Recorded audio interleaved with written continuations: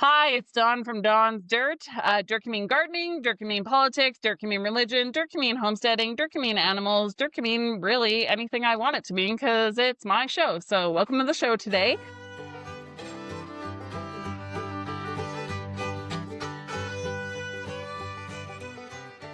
Today I have Hayley, and Hayley actually is going to grill me on questions. She's prepared a lot of questions for me, and she's a friend of mine and a great human being and a farmer herself. And so, yeah, welcome to the show, Hayley. Thank you. I'm so excited to be here. Thanks. Yeah, really appreciate this. Now, in all transparency and honesty, Dawn is not that great with tech. So this is round number 2 on this podcast. And so, or on trying on recording on this podcast. So yeah, here we go. Haley's got great patience for me. So yeah, so I'll let you take it off. Okay, so question number one. What's the one thing people glamorize about the homestead life that you wish they would stop glamorizing or romanticizing? Colored eggs. Colored eggs. Stop romanticizing and glamorizing. And I will admit that I have gone through my bowl of eggs, and while I don't have any blue or green eggs, I have gone through my egg pile and picked out the prettiest eggs and the weirdest eggs and put them in a pile and glamorized it.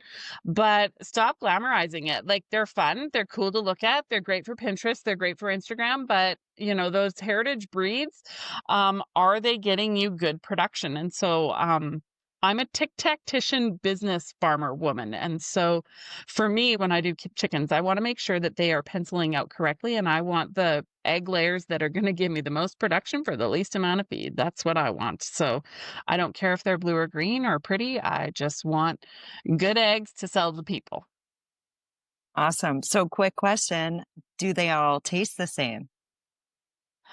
No, not all eggs taste the same. That's a great question. So a lot of people, I do more brown eggs. So I've got a lot of brown layers. And people ask me all the time, oh, they've got brown eggs. Brown eggs taste better. And I'm like, actually, it's not about the shell color. It's not about what's on the outside. It's about what you feed them as to what's on the inside. And so even if you have a green egg or a white egg or a brown egg or whatever color egg you want in the rainbow, if you feed them, it depends on what you feed them as to what that yolk will be like. So if the yolk is really pale yellow, that chicken has been inside mostly. It hasn't eaten a lot of bugs or grass or scraps or my garden or anything like that. It's a basic diet of, like grain mostly. Whereas my eggs and most homesteader eggs are that deep orange color. You know, when you crack an egg Oh, and it's that deep orange color? Yes. so good. So that's the sweet spot in color of eggs. Never mind the shell. The deep orange is the sweet spot on the inside of the egg because that's what matters.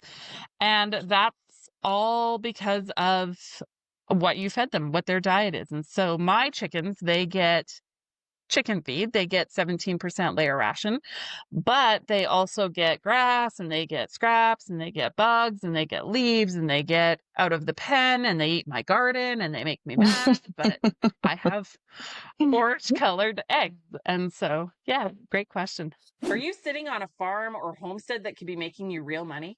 Tired of guessing on how to market your products?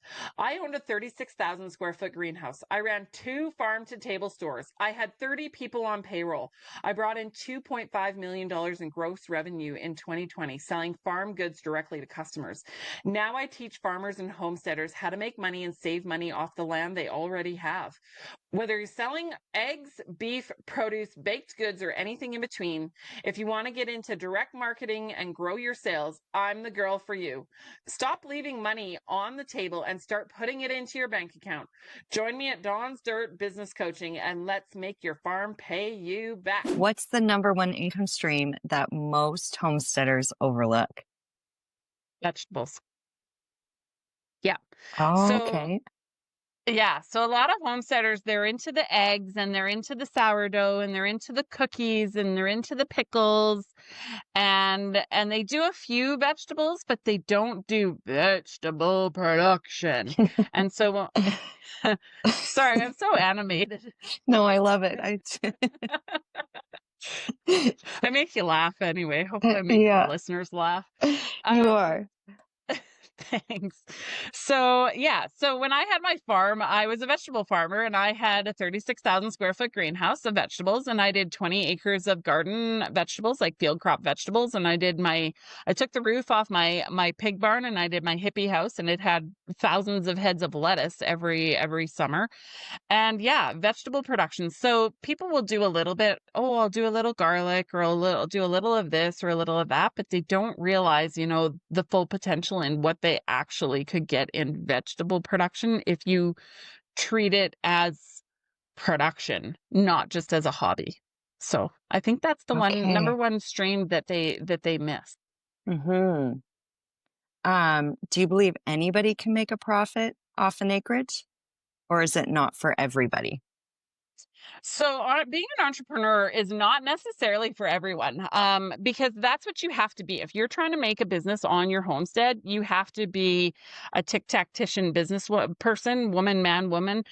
So, an accountant, you have to be, hands-on. You have to be the weeder and the picker and the washer and the packager and the salesperson and the marketing person, and you have to do all of it. And so, everyone can do it, and different people have different strengths and weaknesses. And if you have a husband and wife team or a two people team, partnership, like that really can work out quite well, but you have to be able to do all of it. Um, Not everybody thinks like a business person. Not everybody has the sales experience. Not everybody has all the strengths. And so I guess that's where my coaching comes in is because I've got so many years of experience, I can teach people how to do those things and I can offset their weaknesses by just telling them what to do. Because I can be a very bossy woman, but, but yeah, so I don't know that everyone is meant to be an entrepreneur. Dakota Cohen, he actually has a quote. He said, everyone should be a producer, not everyone should be a farmer. And I really like that quote. Hmm. And the reason I really like it is because not everyone has what it takes to be a farmer. But everyone, I think, has what it takes to be a producer. And I've spent enough time in the country of Cuba. So Cuba is a communist country. I don't believe in communism. But the part about Cuba that I really love is that everyone is a producer there. So their black market is well and thriving. And that's the part that interests me the most is not the bad parts of a black market, but like the average person, every average person, Susie, Sally, Joe, Bill, they are all average people that have built little side streams of income because they've had to survive in the country. And so that's the part I find fascinating. So I think we as society here in Canada, we all can be producers. We all can figure out what our little niche or what our little place is, and we can, contribute that way. So with hairdresser or farmer or chicken producer or vegetable producer, or we don't necessarily all have to do it all, but yeah.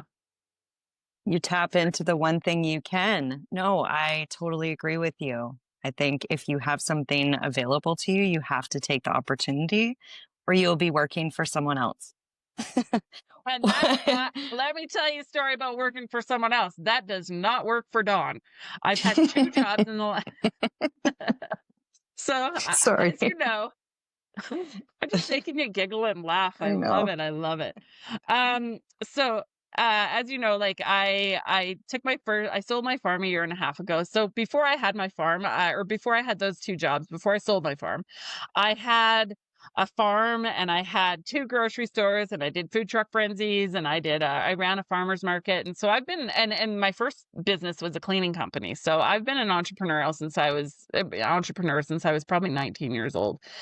And so, yeah, I took my first job in 20 years last year, and it was for an agricultural institution, a large scale agricultural institution. And I thought, okay, I'm going to try my hand at this whole job thing. I'm going to start at the bottom and I'm going to work my way up. And yeah, I forgot to leave my brain at the front door, and I thought too much, and I had too many opinions, and I shared them too much. I've got a big mouth. So apparently that's not allowed when you work for someone else. And so, yeah, eventually I did get fired.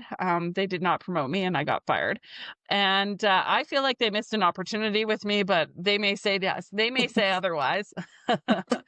And then the second job I've had, I tried my hand at waitressing because I love people. I love people more than I love life itself. And yeah, the company I was working for, they were bullies in there and they were yelling at people, and I saw people cry and waitresses cry and all the things. And yeah, you Mhm. don't bully around Dawn because Dawn will bully you back, and got fired from that one too. So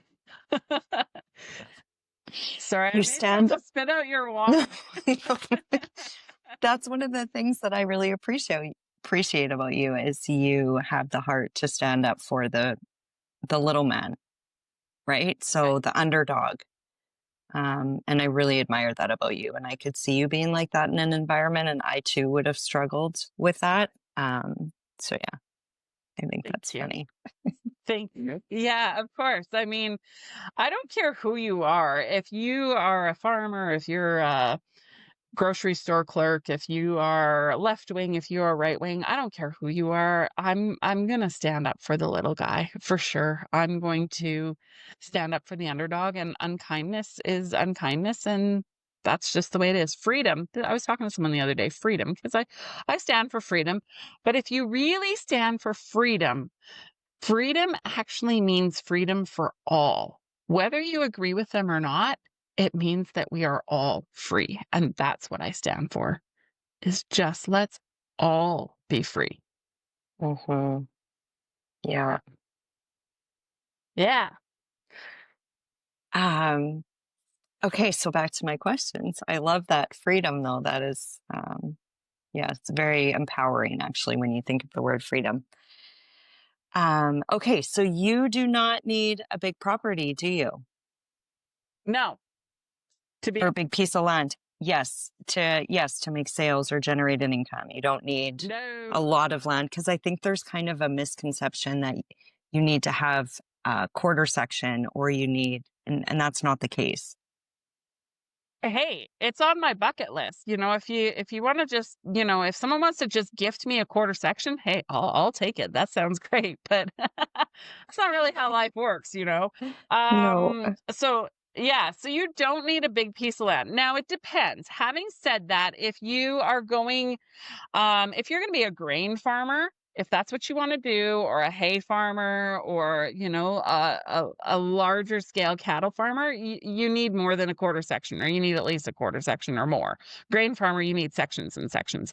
But to be a small scale farm to table producer, you do not need a lot of space, and you don't even need to own your land. So there is so Mhm. many opportunities. And that's the thing. Big business, tic-tac-tician. There are so many opportunities that you could just rent a little piece of land, rent a farmyard with a little piece of land, talk to an old farmer. So I am not allowed to grow and sell vegetables in the province of Alberta for 5 years. That's my non-compete clause. And so, if anyone's listening, I won't be your competition until that non-compete clause goes away. But, I currently am on a very small space. So I bought a double wide mobile home, and I'm on about an acre of land, and I will pull off and generate about $30,000 in eggs and meat chickens this year off of just a very teeny tiny space. And so that's the thing, you can do it too. Now back to the whole vegetable thing. I was a little like squirrel. So back to the whole vegetable thing. If I was allowed to grow and sell vegetables in the province of Alberta, I would actually talk to a farmer, and I've talked to an agrologist, and I found out what's the maximum amount that a grain farmer could net profit off of an acre of land. And they told me the number. And I thought, I could offer like probably even almost double that and as rent, and just rent a little piece of dirt beside a dugout and plant a garden. That's what I would do. I wouldn't even buy the land at this point. I would like a little acreage, but it's not even that necessary for me to farm and produce food for people. I'm still doing that. So the gist of it is I would rent some land, and I would plant a vegetable garden on it because I could pay a farmer more. Oh, interesting. Oh, Vegetables that's really cancel cool. out Yeah, vegetables actually pencil out way better than grain farming does. And so when you think of your gross profit or your net profit per acre, vegetables versus grain, yeah, Mhm. it's you could double the rent and pay a grain farmer. You'll have to talk to my husband. We'll have to get you guys together. I could probably chat farming with your husband all day long. Yeah, I absolutely. bet. Yeah. Yes. So, Yeah. what's the one dirt truth about homesteading that no one's talking about? It's fucking hard. You see all these posts and all these Instagram posts and, Pinterest and YouTube and TikTok and all these things, and everyone's got it so perfect on their homestead. And what they don't realize is it's really hard. The chickens are going to die, the garden's going to die, everything's trying to die, and everything is going to go wrong. It's high roller gambling. I mean, when I was farming, I always said, I don't go to Vegas to gamble because I do it all year long. Like it is high roller and it's hard. People don't realize how hard it is. And so and how much work it is. It's a lot of work. And so if you want to be a homesteader or you want to be a small scale farmer, be prepared to work. That's what I gotta say. So, we can glamorize it. We can show the sourdough bread and a sundress in your beautiful garden that's fully manicured. And I bet that woman just all she does all day is make sourdough and weeds her garden. Like she probably doesn't do the rest of it, or she's got people hired for the rest of it. I don't know. But Mhm. it's really a lot of work. It's not that picture perfect. The work. It is a lot of work. And as a farmer, one thing that I think it's worth saying, because I know you're going to agree with me, is that even though it is a ton of work, it is the most rewarding work you will ever do.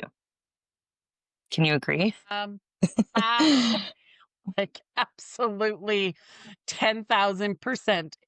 I agree with you. When I sold my farm, it was the hardest thing I've ever done in my entire life. I was working 80, 70, 80, 90 hours a week, and I loved it. I loved what I did. Hmm. And selling it and paying off my $950,000 worth of debt and, getting out of the stress and getting out of that lifestyle, the biggest thing I wanted after selling was to just do it all over again. I just want to be a farmer again, right? Which is why I got my Yeah. chickens. Yeah. I would You're doing rather it. work exactly, right? And you can understand this. So would you rather work, this is my question for you. Would you rather work for $10 an hour on your farm or $100 an hour, in some corporate city job in the city of Calgary? Like, what would you rather do? On the farm.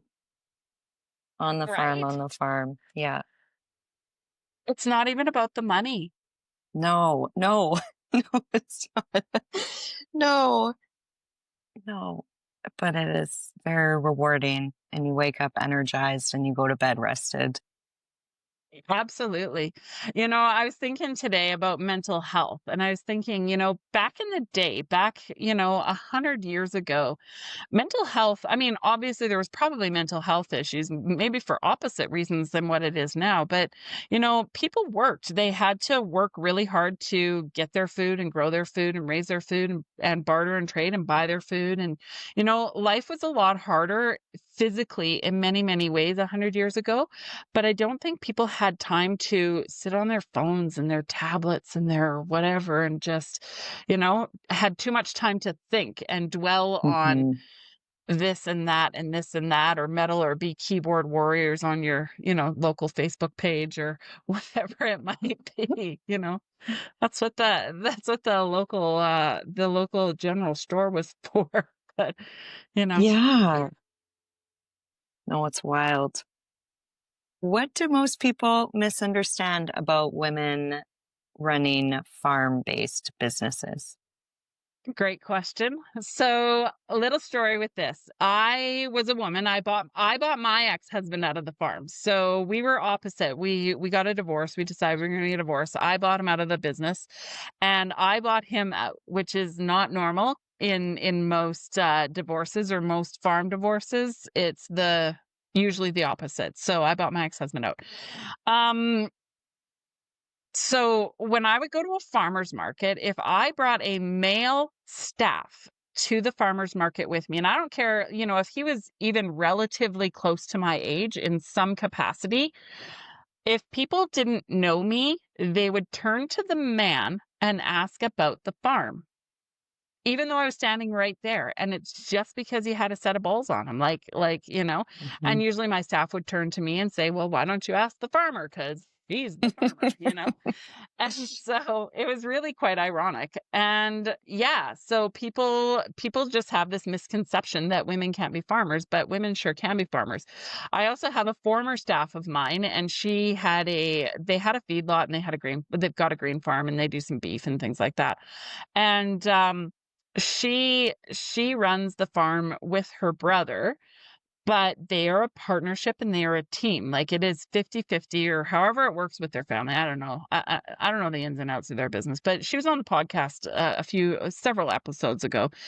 And she was telling me that when a salesperson walks into their yard or drives into their yard, they'll go, "Is the farmer around?" Right to her face. And she's like, that will be me, and I am making this decision on this, and so, and, yeah, like, it's predominantly men in the industry, but women are right up there, or starting to get into it, Mhm. starting to be right up there with them, and they can do it. Like, if you're a young woman and you wanna start farming, like, hey, you can do it. If I can do what I did, you can do what that did, what you can do.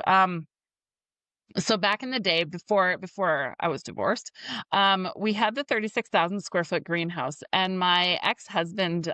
So we had the greenhouse. We were growing vegetables in there. I looked out the window and I thought, man, there's a lot of field there, because we had 43 acres. And I said, what would happen if we go to the farmers market, not with just cucumbers, tomatoes, and peppers, but what happens if we also take potatoes, carrots, onions, beets, zucchini, lettuce, blah blah blah, that we can get out of the garden?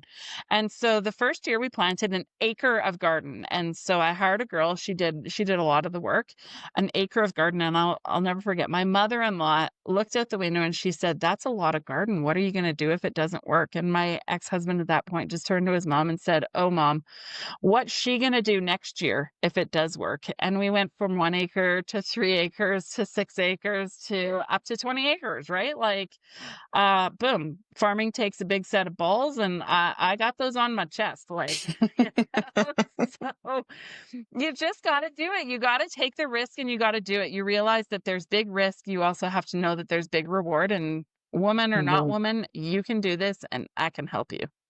I love it so much. If your future grandkids were listening to this episode one day, what do you hope they would hear in your story? Um, For sure. Farming is community. When you look at small town, rural, whatever, farming community, it's about the people. Everyone knows everyone. You go in for a cup of coffee. And even with my customers, like when I had my farm, I did most of the sales because I love people. I'm an extrovert, extreme extrovert. And so it was meeting the people and having the relationships with them. That is what I would teach my grandkids is, you share. And when someone asks for something, when you see a sign for someone and they say they're hungry, you feed them. It doesn't matter what's going on behind the scenes. It doesn't matter what they're doing, but you feed them. And it's about the human beings. In that it's not even a transaction in that relationship. And I really did that. And I'm not sharing this to say, Dawn, pat me on the back, but it's just a story, because hopefully in sharing this story, others can take this story and pass it along in their small farms or their homesteads or wherever they are. Whatever God gives you to give, that's what you can give. So I would have people come to my farmers market, and there was one woman in particular. She would bring me her bag full of food bank items, and she would trade me. So it was full of like toothpaste and rice and craft dinner and just, garbage. Mhm. Well, the rice was probably good, but maybe the rest was junk. But it didn't matter, because she brought me what she could, and I would trade her for a huge bag of vegetables. And so I would just load it up and give it Mhm. back to her, because it wasn't a fair trade. but it wasn't about the trade. It was about the person behind that and what it did for them. They needed it. Another time, it was during 2007. No, it wasn't 2007. Maybe 2018, 17, 16. I don't know. Anyways, Calgary was having a bit of a hard time. There was people in Calgary having a bit of a hard time. And I would put up a bin in my booth at the one market, and I said, take what you can, and no, take what you need and leave what you can. And people would do that. They would take what they needed, and some people would leave what they could. And so, yeah, Mm. it was a pretty that's what food is. That's where we need to get back to. I'm so tired of the transaction that we have in a grocery store. It's so cold, it's so impersonal, it's so um unpredictable. During 2020, 2021, during COVID, people were afraid. Like, I had people come up to my booth and say, "You've got food, right?" Like, "Yeah, I've got food." And especially the unvaccinated at that point, they weren't sure how far the rules and regulations and mandates would be pushed. And there was one woman came to my booth at Hillhurst Farmers Market in Calgary, and she said, "This is my mom," and she's like, she was grilling me on my farm, and she figured out that I'm actually a farmer, that I actually grow food. And she said, "My mom lives in Calgary and I live on the island. I know my farmers, but my mom doesn't know her farmers. And I'm so glad to meet you. And I'm so glad to hear that we're on similar pages." And she said, "Because if shit ever really hit the fan, I don't know what my mom would do." And I gave her my personal number, and I said, "You come out to my farm and I'll look after you." And so that's the hard part about selling my farm, is that, I'm not able to take in as many people as I could have or should have, but maybe that's why I'm doing what I'm doing now. I I couldn't agree more with you. I think that prepared you, right? You were able to bless, you were able to find your grit, then find your independence, right? Step away from that because the impact you're going to make is going to be insane. I know your heart. I see your grit. I I can't wait for you to bless people on a much bigger scale. And I think that's the one thing about you that differentiates yourself from other people. You genuinely want to take someone and help them succeed. You want to take them by the hand and walk them through it. You will not do it for them and you will not be easy on them, but that is who you are. You want to raise them up and you are going to do that in such a huge way, so much more, I think, than what you could have. Yes. Yeah, yeah, for sure. If you give a man to fish, he eats for a day, but if you teach a man to fish, he eats for a lifetime, and that's where we need to head. I really strongly, strongly feel I feel like sometimes, I don't know, like, it's not the boy that cried wolf, that's not it, but I sometimes feel like in our food system, I'm the woman who has been waving my hands and talking and speaking and talking and, like, shouting to the rooftop, like, it's coming, something is going to happen, we're going to have a big shift. And I feel like sometimes people don't listen to me, but I do genuinely feel like something is going to happen here and there's going to be a lot of hungry people. And we don't have to be hungry if we would just get back to our communities and start growing our garden in our backyard. Back to the whole does size matter? Sorry, that's a naughty joke. I got sometimes. Anyways, size does. Size in farming, size does not matter. Oh my goodness, am I digging the hole deeper? So like yeah, sorry. Um, Sorry. Anyways, I know people who have grown in their city backyards and grown a shit ton of vegetables and sold them off, So, yeah, like you can do a lot in a very small space. Even a balcony in a high-rise building, you can do a fair chunk. But if you have a backyard, or I drive past when I sold my farm, I was faced with potentially having to move to town, which was an awful thought. And every time we went to look at a place, all I cared about is where can I hide my chickens and how much garden can I put in? That's all I cared about. I didn't care about what the aesthetics of the house looked like. I didn't care about any of that. I cared about what can I do for farming and food for my family. That was my biggest fear moving into town. And so, yeah, I guess that would be a big tip and trick. If you're looking at building or buy, or if you're looking at having a homestead, it does not matter what the house looks like. Who cares? It's a place for you to put a bed and a stove and a couch and a toilet. That's all you need. Oh, a shower. A shower is really important on a bed. Mhm. Um, but the house aesthetics don't matter. What matters is the infrastructure, the land size. What kind of land is it? Do you have a dugout? What's your fencing like? What's your infrastructure? What do you need for barn? What do you need for water? Those are the things that really need to be looking at when you go to look at a homestead. I don't care what the house looks like. If you join my coaching program, I'm not even going to ask you about your house. I don't care. I care about what does the farm look like? That's the important part. Mhm. Amen. I love it. So what do you think that is the biggest mind shift for someone who has to go from a hobby homestead or hobby garden and comes to you and is like, I'm going to do this, Dawn? What is that mind shift that needs to happen? Start running it like a business. You have to know your numbers. Period. You have to make the hard decisions. You have to look at the chicken that's, a little bit sick. And are you going to call the vet for a big vet bill? There went your price of chickens and your price of eggs and whatever, and you profited nothing, and you probably even lost money then. So you're going to, chop the head off the chicken, or are you going to go to the vet? Now, if you have a cow, you might go to the vet because those dollars in tactician look very different. But yeah, your animals aren't pets. And so that's the biggest mindset shift that you need to come to, is that your animals are not your pets. They are yeah. And you have to know your numbers in the garden too. Like, you can't just go planting a bunch of stuff and is it going to sell? Do people even want it?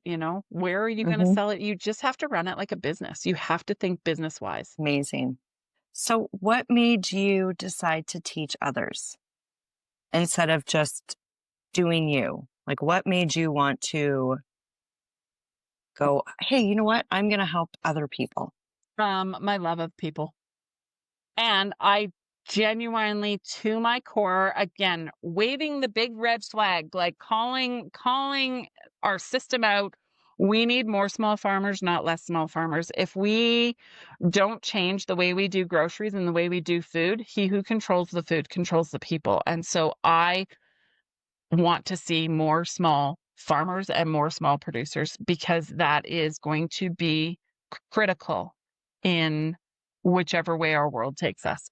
And maybe I'm wrong. Like, this is a little tinfoil hat stuff. Maybe I'm wrong, but even still, like, our economy has not gotten easier in the last 20 years. It's gotten a lot harder. Food and everything is a lot more expensive to buy. The biggest thing you can do, even never mind if you want to make a business out of it, even if you just want to save money in your own, for your own family, grow a garden. Like, you can do it. You just got to do it and put the work in, and it's going to take trial and error, but yeah, grow a garden, do save money that way. And so, Mhm. yeah, we just need more people doing it and less grocery store. Yeah, definitely less grocery store. There's no comparison. I used to have little kids come to my farmer's market booth, and they would come and they'd run up and they'd ask for tomatoes because they like my tomatoes. I had parents tell me, "Oh, I like your tomatoes, Don. I don't like other people's tomatoes, or my kids will only eat your vegetables. They won't eat other people's vegetables." And I'm like, "Yep, there's a big difference. That carrot that you wipe the dirt off in your backyard, that's the one that's going to taste the best." Mm. Actually, this is a little tidbit of gardening information. So a carrot that has had a bit of frost. You know how like Alberta or Canadian carrots, like, north of the border here, they're a bit sweeter than anything you would get from California or Mexico or anything like that. And the reason for that is if they were harvested closer to after having a frost, what it does is it gets really cold, so it puts more sugars into the plants. And so that's why we get sweeter Oh, carrots. So same thing with corn. So we're here in Alberta and everyone raves over Tabor corn, and Tabor corn is good. Tabor corn is going to be better than, Mexico corn or California corn, because we get here in Alberta, we get the cooler nights. But Didsbury corn, where I had my farm, was even sweeter than Tabor corn, because we really would get some colder nights because we were a little closer to the mountains. And so cold nights gives you sweet corn. that is really cool. I didn't know that. Yeah. Yeah. So if you live down south, put a refrigerator around your garden and you're going to get sweeter produce. There you go. Yeah. Put a cooling system around it. Yeah. Yep. So, um, what is your dream vision for your coaching business?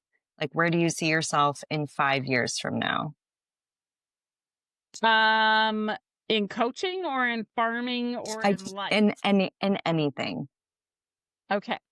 In coaching, I would like Sure. to be helping more people. It's not even about me. It's about creating more farms. Like I said, we need more small farmers. We need more small producers. And so anything that I can do to make more small farmers and see them succeed, that is what drives me, because it is so necessary in our survival, I feel like. So that's where I'd like to see the coaching business go, is I just want to help more people. In farming, well, once a farmer, always a farmer, and it's 100% in my blood. And so I will end up with a farm again one day. Like, I sold that farm, Mhm.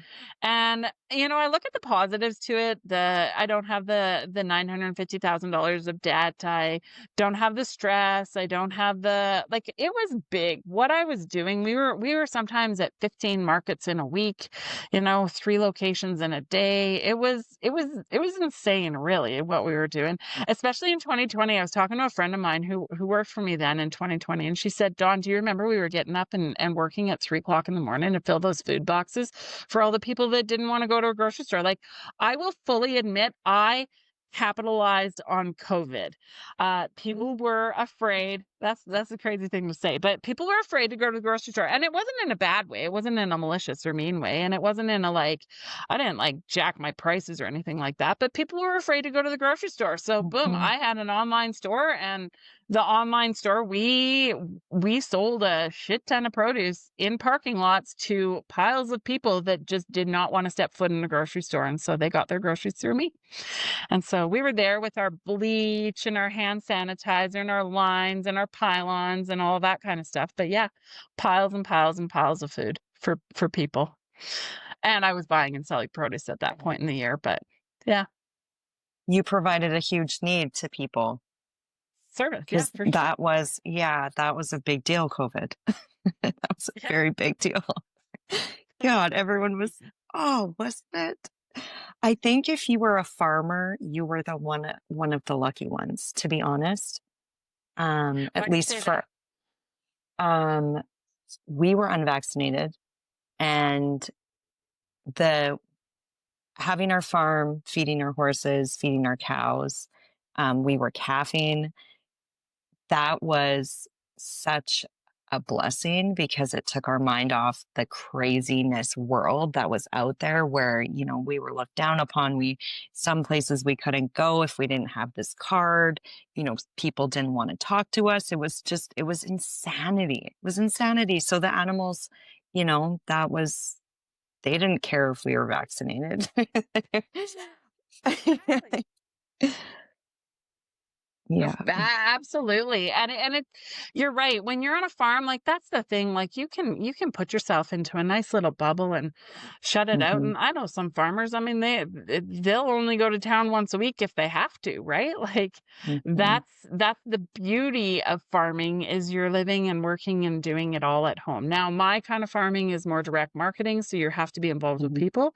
And there's ways to do that. But yeah, like farming is peaceful in many ways. Like the Hmm. cows, you're right, the cows didn't care. They cared that they got their No. feed.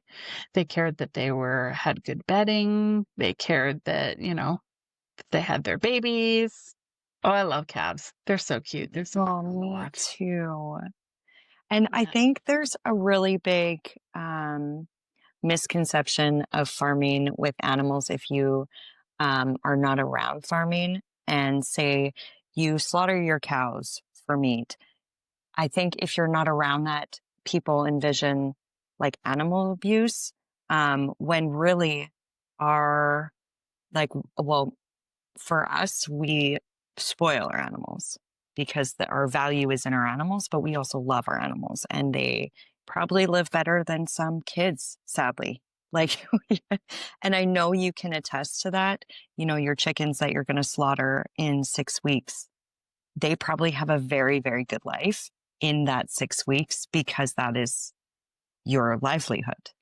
Hey friends, on Dawn's Dirt, we get real about growing food, farming, homesteading, living free, and digging into the stuff that actually matters. If you're loving the dirt we're dishing out, don't forget to like, subscribe, and follow on your favorite social media platforms. That's how we keep growing this community of badass, soil covered, chicken loving, freedom chasing humans. Like and subscribe to me on Instagram, YouTube, Spotify, Apple Podcasts, you name it. Come be part of the movement. You hit the nail on the head. It's the misconception in farming. So we have government bureaucrats, we have the politicians, the media, we have social media, we have all these people that are not involved with farming demonizing farmers, and it's not the farmers that are the problem.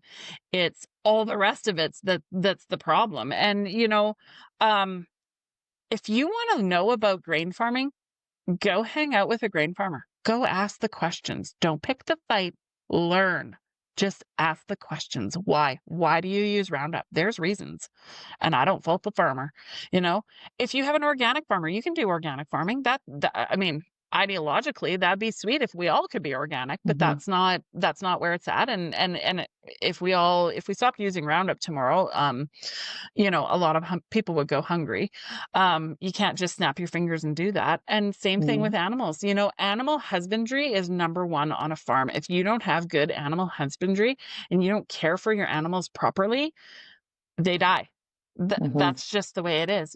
So if you don't do it and do it well, you're not going to make a profit, which means you're going to do it well because, maybe the motivation is $1 at the end of the day, but still it's important that your animals are taken care of. Like animal Hmm. husbandry on 99% of the farms is very important. It's just the 1% that wreck it for the rest. Hmm. Yeah, so well said. So, my last and final question, and I don't know how I didn't ask this before, but where or who was the biggest impact in your life that has made you who you are now? For the people that don't know you, don't know your story, who would be that one person? My dad. Yeah. I am who I am because of my dad.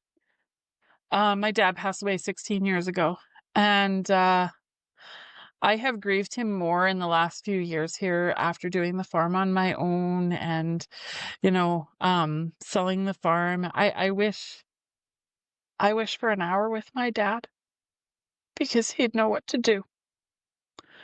My dad, his name's Ted. Aw.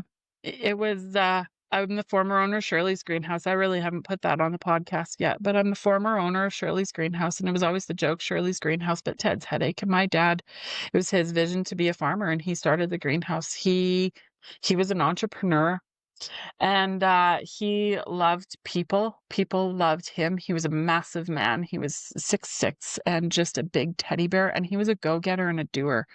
I gotta tell this little story. He went to prayer meeting because the kids had a kids club downstairs, and so he would drive the kids and all the kids into town, and he would go and join the prayer meeting upstairs. And this is who he is. So he's praying with all the people in the prayer meeting, and one of the prayer requests that came up was they need a leader for the cubbies, which was the little kids, like the little 2, 3, 4, 5 year olds.